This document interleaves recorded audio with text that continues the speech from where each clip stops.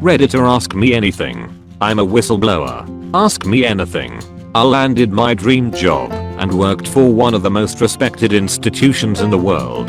Then I blew the whistle. I lost my career, friends, and burned a lot of bridges along the way. I'm not doing this for upvotes. I strongly feel with all the flurry concerning Edward Snowden I could share some light on my personal experience of the process. From getting alienated, papered, people spying on me, losing my job, interviews, etc.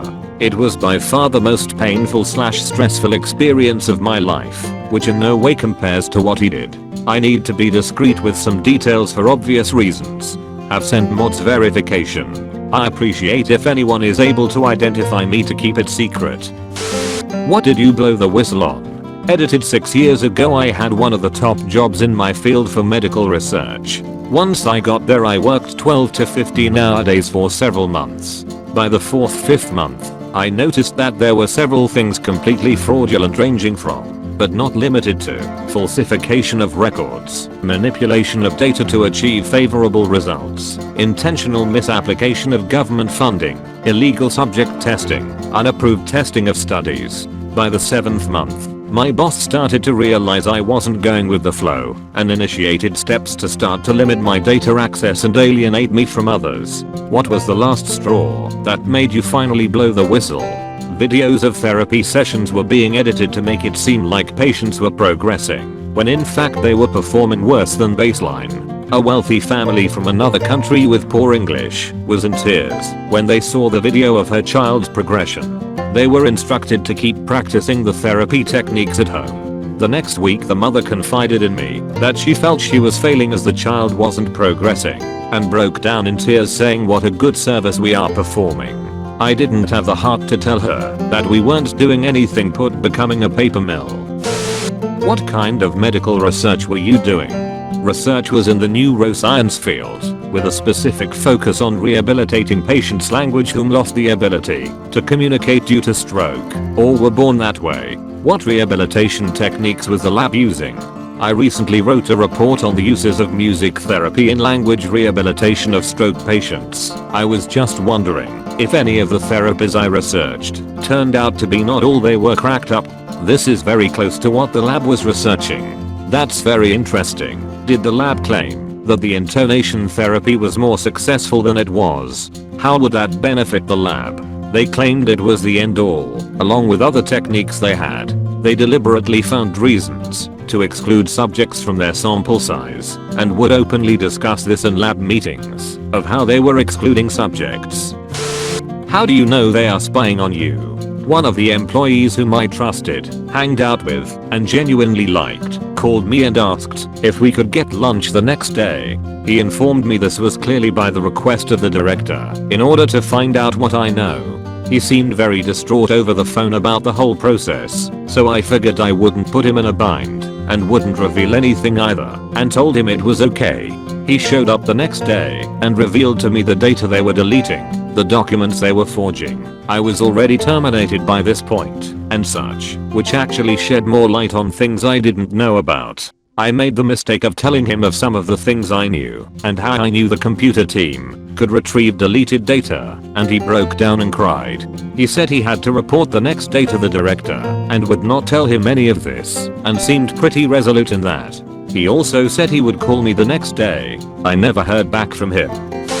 Looking back now, do you think it was worth it? Has anything changed at your past employer? Or do you wish you'd kept quiet? It's very tough to say, because all my contact with everyone was cut off, completely. I do however feel it was worth it, as it was completely unethical to what they were doing, and they were inculcating young minds to perform research in a completely improper way. I'm fed bits and pieces from two friends of mine who are no longer employed there either, who assure me things have changed a bit. Funding has been completely suspended, all projects were stopped, but I do not know how long those changes will last. There was 3 concurrent investigations which spouted from my one interview initially, along with 2 of my friends later corroborating a lot of what transpired by stepping up as well, which was very brave of them as they had more on the line than I did. How much were you earning before, and how much are you earning in your current job, if you have one, that is? Does the US government give any sort of reward for snitching on people who scam it? The government awards a percentage of defrauded money back to the whistleblower. Most whistleblowers cases takes around 5 years to reach a conclusion, so it's a lengthy process.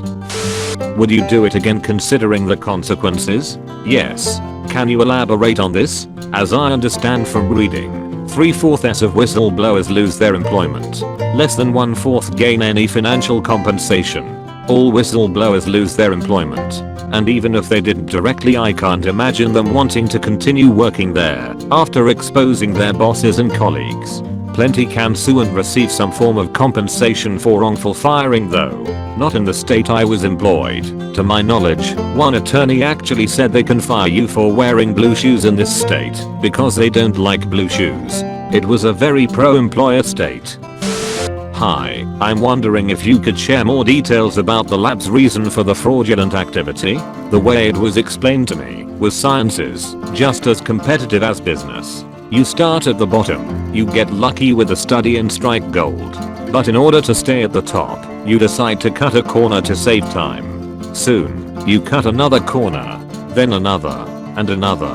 Keep in mind, none of this was done with ill intent originally. By the end of the day you end up justifying all the corners you cut, but your work becomes something else entirely. In the beginning, did you realize what the consequences to you will be? If so, what was the main reason to go through that? And why did you lose your friends? I can understand why you lost your job, but I would have thought your friends will help you more than anything. I had no idea what the consequences would be. My main reason for coming forth was I was a very big believer in the scientific research we were doing, and honestly felt like we were going to change the world. I quickly realized my boss just cared about securing funding and padding a resume, which already was vast. I was very close to many of my coworkers who I considered friends. All of them, except 3, turned on me in various forms: spying, backtalking, converting others to vilifying me, using their seniority status to blacklist me, etc. Those 3 are real friends. Also, would there be any legal problems if you told us what company you worked for? I've had threats of a personal defamation lawsuit relayed to me before. It's one of the top 5 universities in the world. I'd also prefer not to disclose the name, because I feel it unfairly paints a nasty picture of an otherwise storied career. My SO also works in big research and constantly complains about some of the practices that have become common which really detract from the Nobel perception of science. He always talks about his bosses submitting peer reviews late to help stop competition, or moving funds about and pressing people for projects so they can keep on adding their name to the lists of authors on papers. Obviously what you experienced is the next step of this. Do you think this experience has given you any idea how to fix this bad culture in science? At the end of the day it is we who suffer from all this petty childish behavior when good science just doesn't get done. The way the environment is set up now for research is absolutely atrocious. There are too many journals sprouting out which only serve to produce papers, causing an inflation. It literally is publish or perish. To make matters worse, the government is cutting spending costs which amount to another $1 billion in the next 10 years. The ultimate goal of all scientists is to become tenured and run their own lab so they can focus on their own research. That is incredibly hard to do, as there are so many people out there with publications aren't. This unfortunately has some scientists feeling there is no other recourse other than to cut corners.